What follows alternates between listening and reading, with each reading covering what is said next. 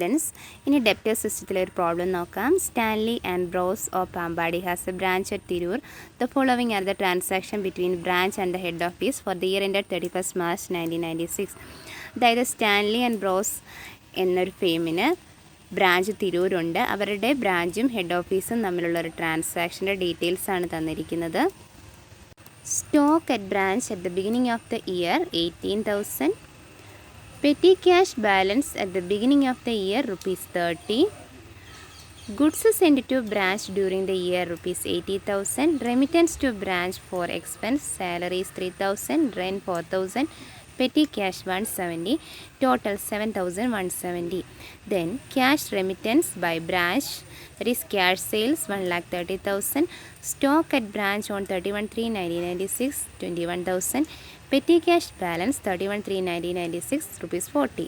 31/3/1996 amount എന്ന് പറയുന്നത് closing സ്റ്റോക്കും closing petty cash ബാലൻസുമാണ്. ഈ ഒരു ക്വസ്റ്റ്യനിൽ ജേണൽ എൻട്രീസും അതുപോലെ ഇമ്പോർട്ടൻറ്റ് ലെഡ്ജർ അക്കൗണ്ടും പ്രിപ്പയർ ചെയ്യാൻ പറഞ്ഞിട്ടുണ്ട്. ഫസ്റ്റ് 2 ഐറ്റംസ് എന്ന് പറയുന്നത് സ്റ്റോക്കും പെറ്റി ക്യാഷ് ബാലൻസുമാണ്. ഇതിൻ്റെ ഓപ്പണിംഗ് ബാലൻസ് ആണ് തന്നിരിക്കുന്നത്. ഓപ്പണിംഗ് ബാലൻസ് അസറ്റിൻ്റെ തന്നിട്ടുണ്ടെങ്കിൽ എന്തായിരുന്നു journal entry? Branch account debtor, to branch stock account, to branch petty cash balance, to branch furniture. ഈ ഒരു ക്വസ്റ്റ്യനിൽ ഫർണിച്ചർ ഇല്ല, only stock and petty cash.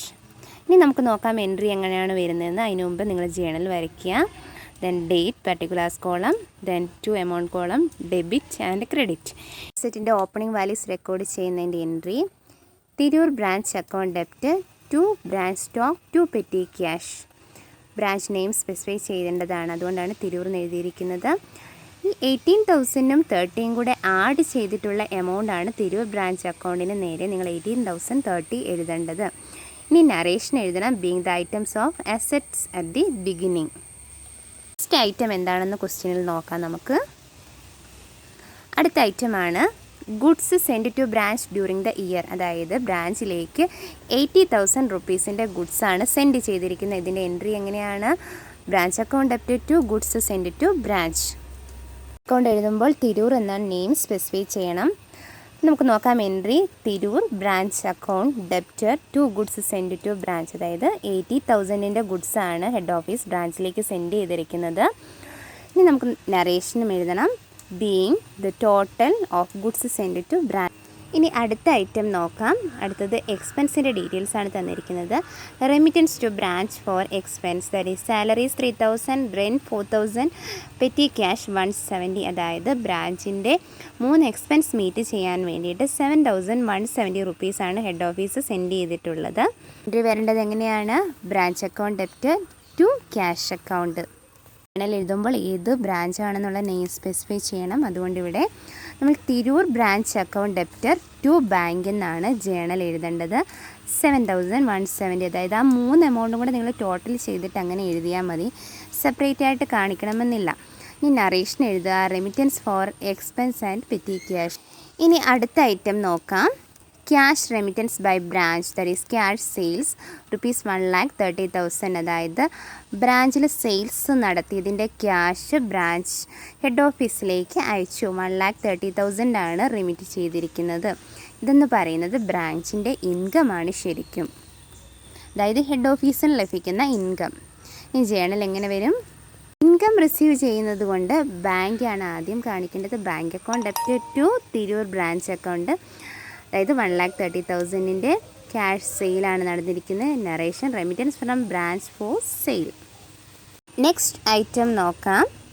Stock at branch 31/3/1996 and petty cash balance on 31/3/1996. അതായത് സ്റ്റോക്കിൻ്റെയും petty ക്യാഷിൻ്റെയും closing ബാലൻസുകളാണ് തന്നിരിക്കുന്നത്. That is 21,040.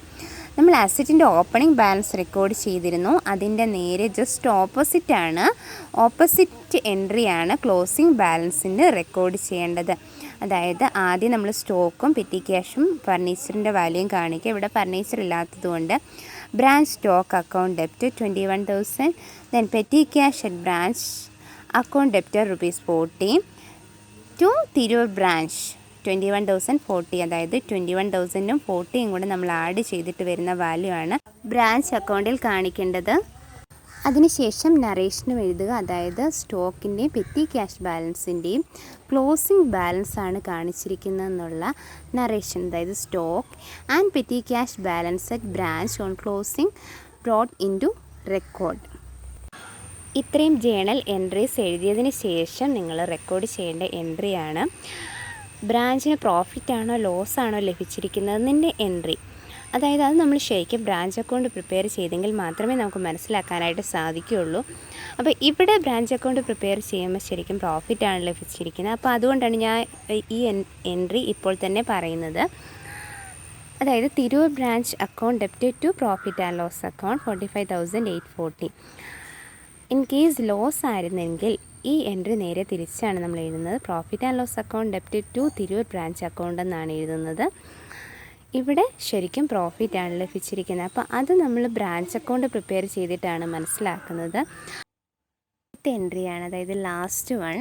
അതായത് നമ്മൾ goods send to branch account ഉണ്ട്, ആ അക്കൗണ്ടിനെ നമ്മൾ ട്രേഡിംഗ് അക്കൗണ്ടിലോട്ട് ട്രാൻസ്ഫർ ചെയ്യുകയാണ് ചെയ്യുന്നത്. എങ്കിൽ മാത്രമേ goods send to branch account close ചെയ്യാനായിട്ട് സാധിക്കുകയുള്ളൂ. അപ്പോൾ എൻട്രി വരുന്നത് ഇങ്ങനെയാണ്: goods send to branch account debited to trading account. ഒന്നുകിൽ നമ്മൾ ട്രേഡിംഗ് അക്കൗണ്ടിലോട്ട് എഴുതാം, അല്ലെങ്കിൽ നമുക്ക് അതിന് പകരം പർച്ചേസ് അക്കൗണ്ട് എഴുതാം. അപ്പം goods send to branch account debited to trading account ₹80,000 ആണ്. ദെൻ അതിൻ്റെ നറേഷൻ: the amount of goods send being transfer to trading account, അല്ലെങ്കിൽ പർച്ചേസ് അക്കൗണ്ടും എഴുതാം. ഇനി നമുക്ക് തിരൂർ ബ്രാഞ്ച് അക്കൗണ്ട് പ്രിപ്പയർ ചെയ്ത് നോക്കാം. അതാണ് ഇതിൻ്റെ മെയിൻ അക്കൗണ്ട് എന്ന് പറയുന്നത്.